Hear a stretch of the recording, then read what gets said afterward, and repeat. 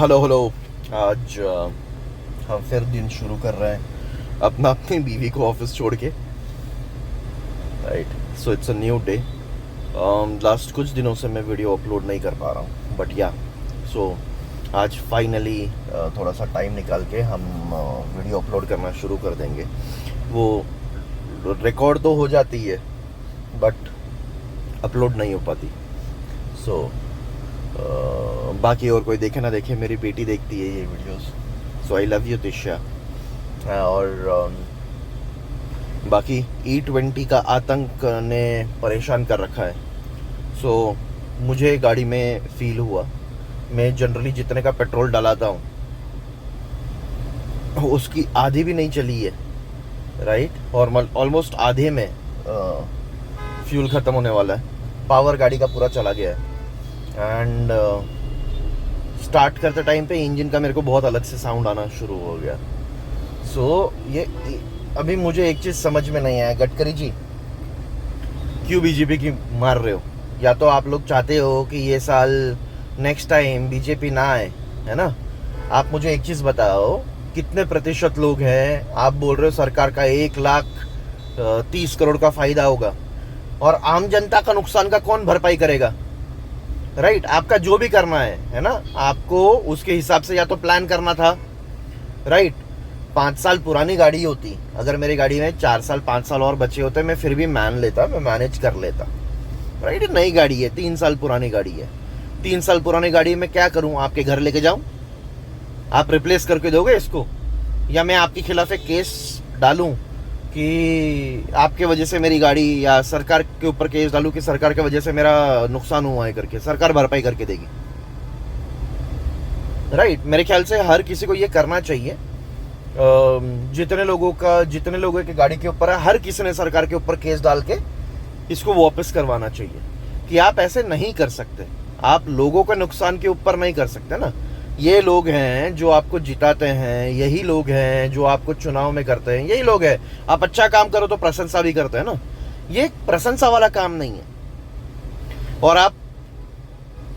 आपके पास, आप लोगों को बोल रहे हो कि क्या प्रूफ है कि गाड़ी खराब होती है? मेरे को एक चीज बताओ, आपने ये फ्यूल लॉन्च करने से पहले इंजन में टेस्ट करवाया कि नहीं करवाया एग्जिस्टिंग गाड़ियों के लिए?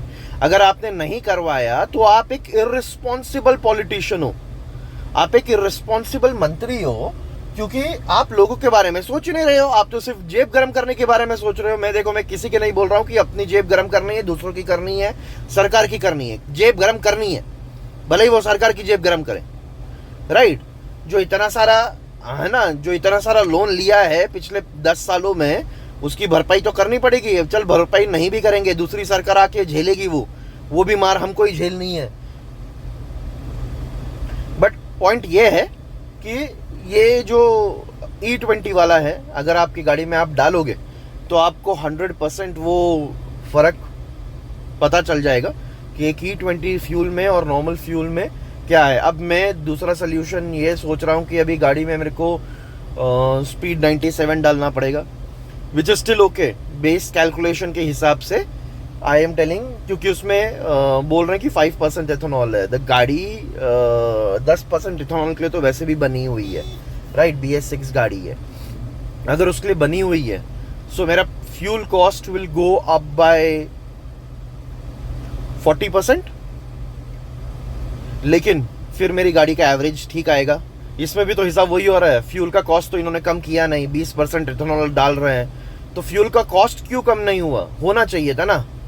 आप मेरा एवरेज मार रहे हो, आप मेरा मेंटेनेंस बढ़ा रहे हो, आपने गाड़ी का परफॉर्मेंस खराब कर दिया, तो वो फ्यूल तो सस्ता होना चाहिए। मतलब ये दादागिरी है। मतलब मेरे को ये समझ में नहीं आया, जो लॉन्च किया है इन्होंने,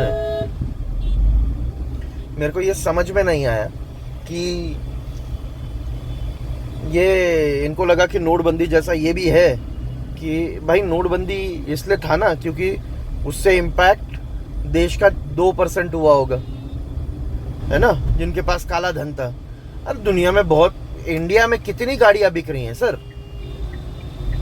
हाँ, और ऐसा नहीं है, गाड़ी हर कोई इंसान का सपना होता है कि एक घर हो, एक गाड़ी हो, और मेहनत के पैसे से खरीदता है गाड़ी। मर्सिडीज नहीं चला रहे ना हम, है ना। ऐसा नहीं है कि मेरे घर के नीचे 50 गाड़ियां खड़ी हुई हैं, 10 गाड़ियां खड़ी हुई हैं, एक खराब हो गया मुझे कुछ फर्क नहीं पड़ेगा, ऐसा है नहीं सर। एक गाड़ी है, लोन पे खरीदा जाता है, बड़ी मेहनत से खरीदा जाता है। आप इंसान को चूसोगे, आम इंसान के साथ ऐसा करोगे, कहाँ जाएंगे लोग? पॉल्यूशन बढ़ रहा है वो हमें भी पता है, राइट, लेकिन राइट नॉर्म्स लेके आओ। आप ईवी में दो ना, क्यों बंद कर दिया आपने? अगर ईवी इतना ही था, आपने ईवी में सब्सिडी क्यों बंद की? मतलब मैं यहाँ से भी खाऊंगा, मैं वहां से भी खाऊंगा, मैं मनमानी करूंगा, ये वाला हिसाब चल रहा है, राइट। तो आई एम वेरी पिस्ड ये गवर्नमेंट के साथ। तो अभी सल्यूशन हम सोच रहे हैं कि देखो, दो चीज देख सकते हैं। एक तो है 40% फ्यूल का कॉस्ट डाल के इसमें स्पीड 97 डाला जाए, कम से कम इंजन बचेगा और मेरे को एवरेज भी मिलेगा। इवेंचुअली उतना ही जाने वाला है, क्योंकि ये वैसे भी 40% कम एवरेज दे रही है, स्पीड रिड्यूस हो चुका है, और प्लस मेरा मेंटेनेंस कॉस्ट बढ़ जाएगा गाड़ी का। तो कम से कम दो चीज़ें तो कम होंगी, कॉस्ट तो वैसे भी फ्यूल का बढ़ रहा। तो दैट इज़ वन।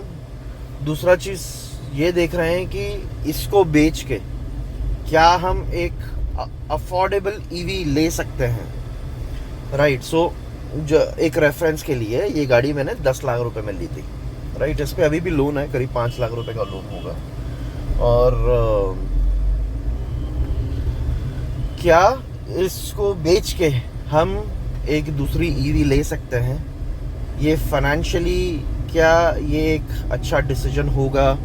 क्या हम अफोर्ड कर पाएंगे? आई मीन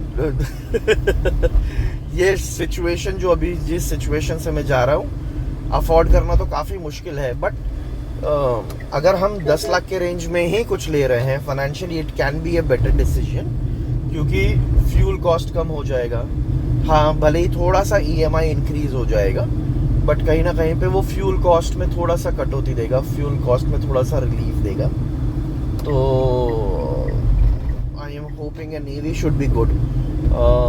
हाँ, लेकिन EV आने के बाद फिर देखो, जो छोटी अगर हम EV प्लान कर रहे हैं तो वो 200-250 किलोमीटर से ज़्यादा तो चलने वाली है नहीं।